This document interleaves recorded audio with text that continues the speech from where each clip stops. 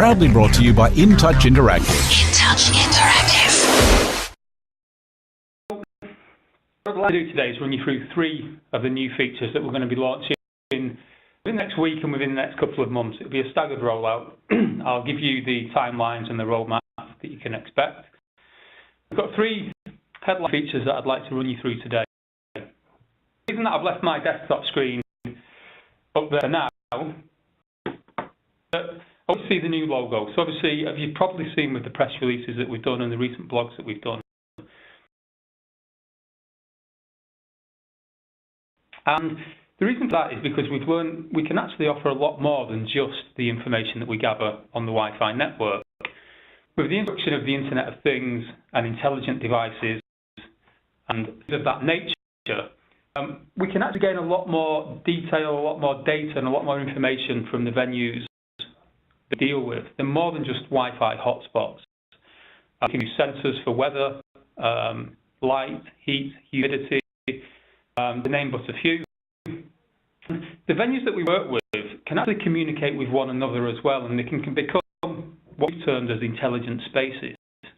For this reason, we've taken the portal in a direction that allows it to utilize more than just the data we get from the Wi-Fi network. And that brings me on to the first feature I'll show you today.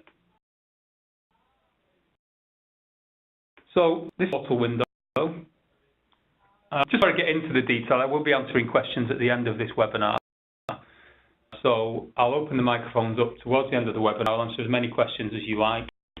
It'll probably take me about 30 minutes to run through the features that I've got today, so I won't take up too much of your time. As you can see, this is a portal. Nothing much has changed, but the first feature that I'd like to show you is our connectors feature. And what we want to do is move the portal in a direction that allows us to utilize more than just the data we capture on the Wi-Fi network. And the connectors feature that we're about to launch enables us to connect third-party data to our portal, actually utilize that data within our reports and the information that we see in and around our portal.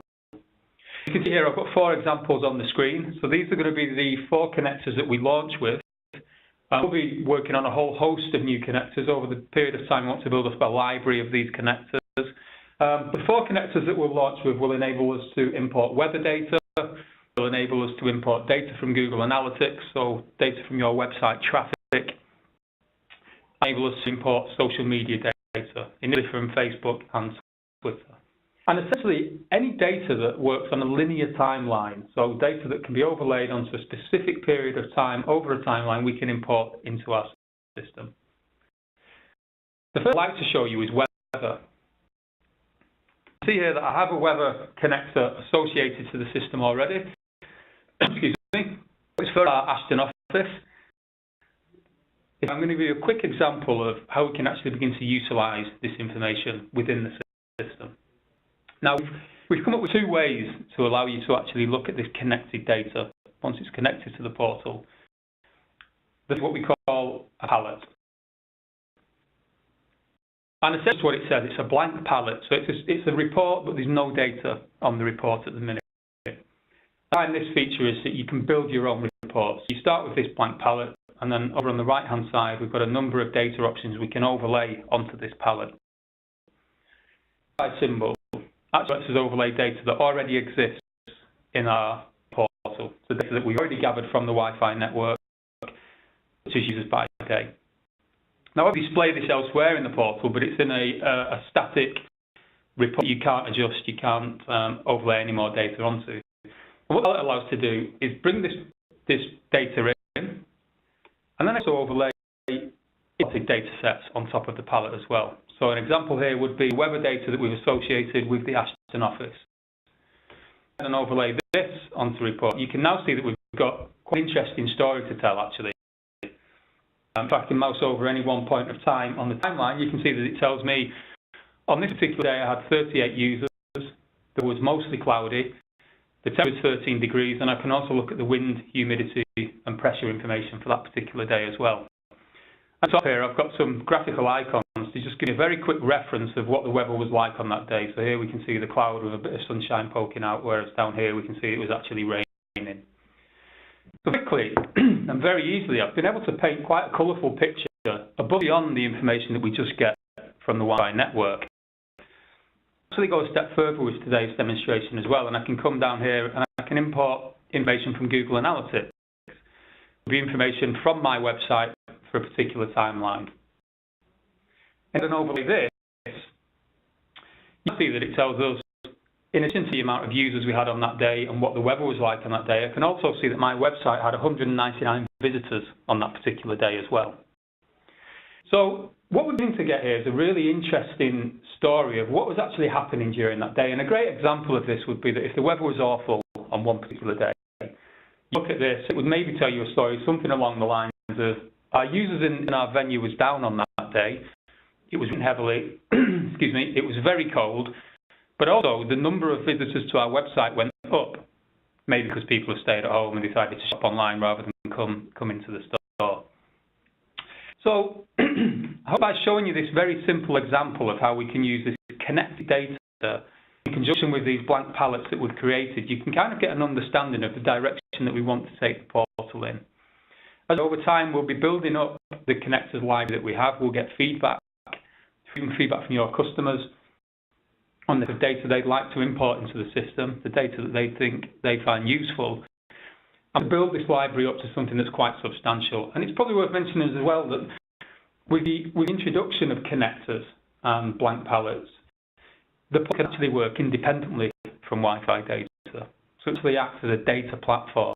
You connect as many data sources as you like, from whether it's your CRM, as I say, Google Analytics, weather, sensors for light, humidity, heat. You connect all of this information to the portal, and then you can absorb that information in one place, or you can import the information back out using our APIs and consume the information that way as well. Very powerful that we've made, and it takes the portal a completely new direction while still harnessing the power of Wi-Fi that we've built over the years. We're definitely not moving away from that. But the ability to tell a whole new story and a lot more colour to the story that we already tell as well. The first product that I'd like to show you today is called Connectors. The thing I'd just like to show you is, as well as actually using the blank palette, we have the ability to overlay the information on the reports that already exist in the system. So here, that within our visitor reports, the visitors by day. So I can see on this particular day I had 41 visitors. What I can do here is I can take one of my weather feeds, this one's for London, and I can overlay this onto this report, and it gives exactly the same information we saw on the palette, but I've overlaid it onto an existing report. So as I said earlier, there's two ways that will actually let you utilize this connected data. The first way is with a blank palette, where you can create and build your own reports, and the second way is to actually overlay the data onto existing reports. So in terms of timelines, we'll be launching the connectors on the blank palette this week. We're just in the final stages of testing now, solving the last couple of bugs, and then we'll be putting this live hopefully tomorrow or Friday. In terms of the overlay feature that you can see on your screens now, this will probably be about a month and a half away, as we have to go through each individual report and build in the functionality to overlay the connected data. Certainly, in the not too distant future, you'll be able to utilize connectors both on a blank palette and overlaid on an existing report. So we're quite excited about it here. We've put a lot of work into making this as easy to use as possible, but also to give you as much value as possible. The feature that I'd like to show you is around our location element. And first, a brand new UI for the location feature. You can see it on your screen now. It makes the feature much easier to use. We focused on just showing you what's important on the screen, so you can see your floor plan. You can very easily understand what's happening on that floor plan. We've developed two views to use in this area. We've got what we call edit view, and we've got what we call a preview view or a view mode. So this is our edit view. And what's the edit view? It makes the portal full width, so we get rid of our navigation system on the left-hand side, and we just focus on what we need to do within the portal. On side, I've got a new menu system that allows us to quickly add a zone or quickly add a piece of hardware or a rail. And then we've got palettes to actually drill down into a bit more detail for each of the elements. So drill down into my zones on the right hand side, and I can open a zone up here, see information associated to that zone. The same for rails. So looking new in terms of the zone, hardware and rails element, we've just come up with a new UI that makes it a lot easier to focus on. Back into the preview mode, actually play real time. So this is actually understand what's happening on the floor plan. I can see the dots on the map just as before. I can move around to a heat map and so open up our timeline and look at the activity along the timeline as well.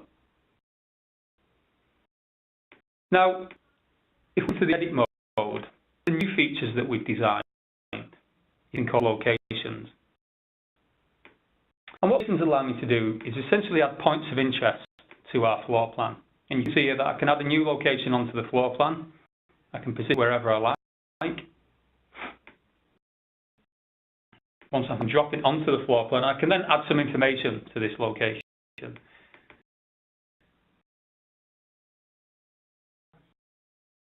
I'm just going to see if I can actually see that.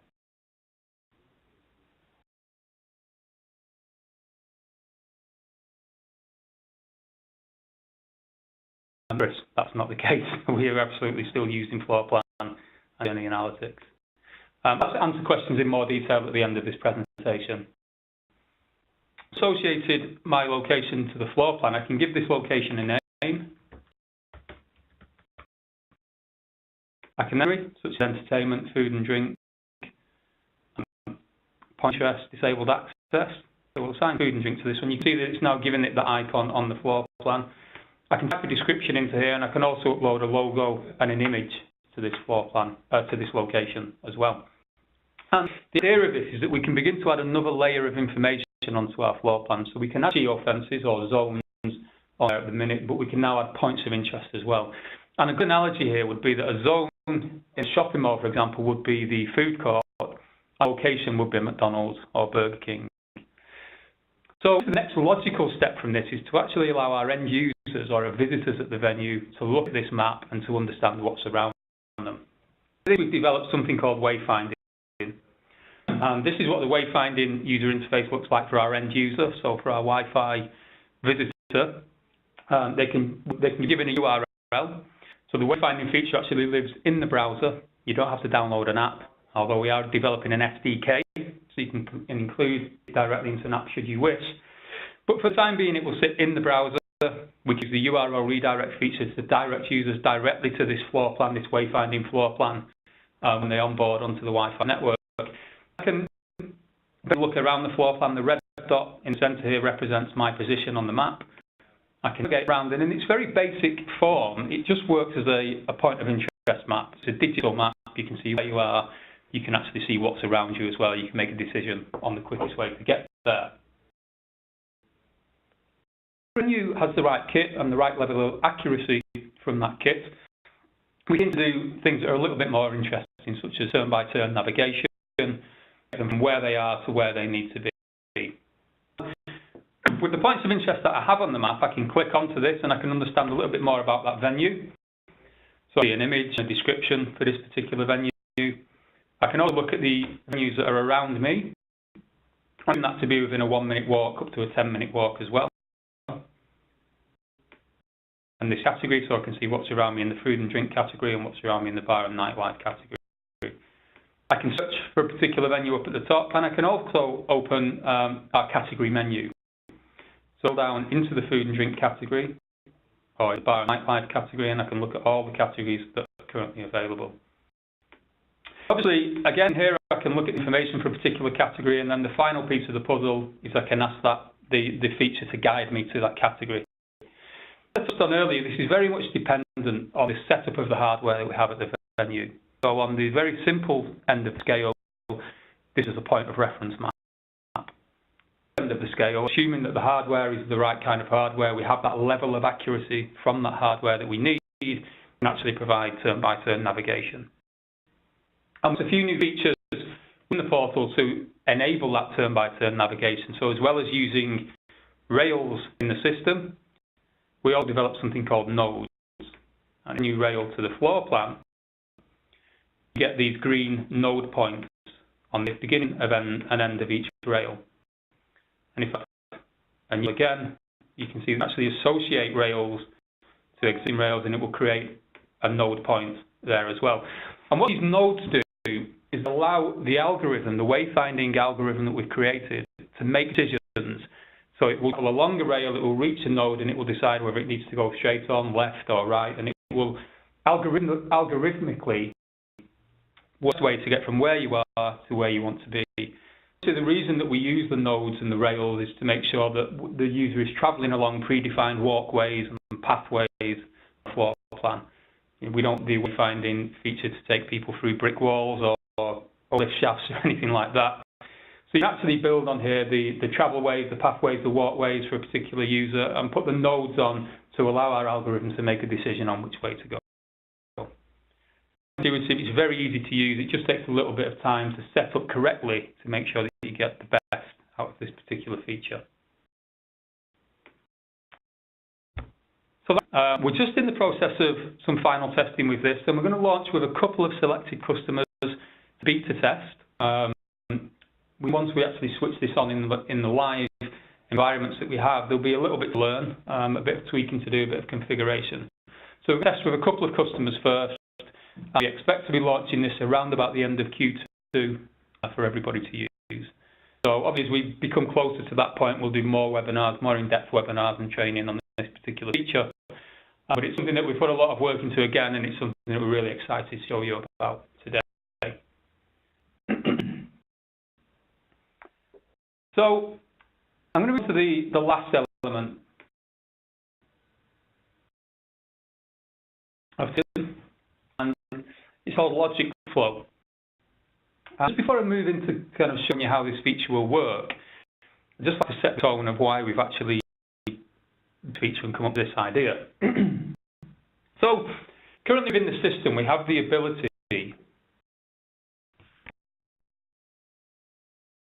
to create such as URL redirects, to send marketing information in the form of an SMS and an e-shop.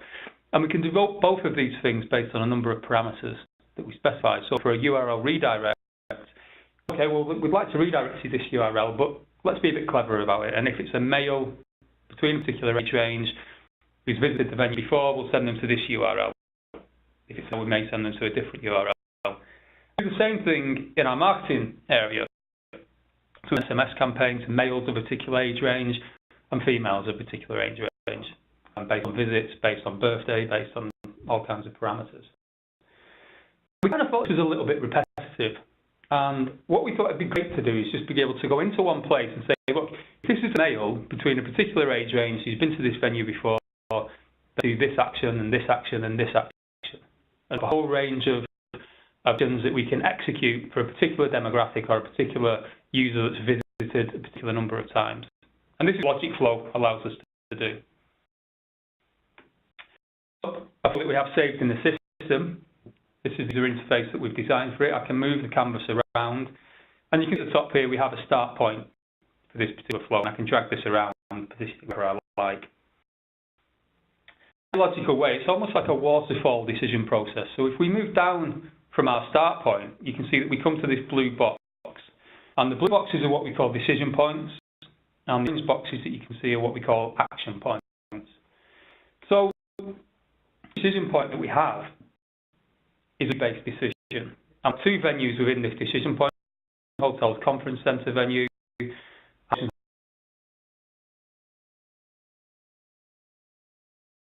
if you follow the pink line, it brings to this redirect action point. What we've done here is we said, if this user, we'll redirect them to a particular URL. And I can click on this add icon here and specify what that URL should be and how to treat that particular redirect. If we follow the conference centre along the purple line, we've got a host of other decisions that we're going to make. The first one is a gender-based decision, so we can break off is male, is female. If we follow the male decision tree along, we come to an age-based decision. So we get that the user must be 20 or over.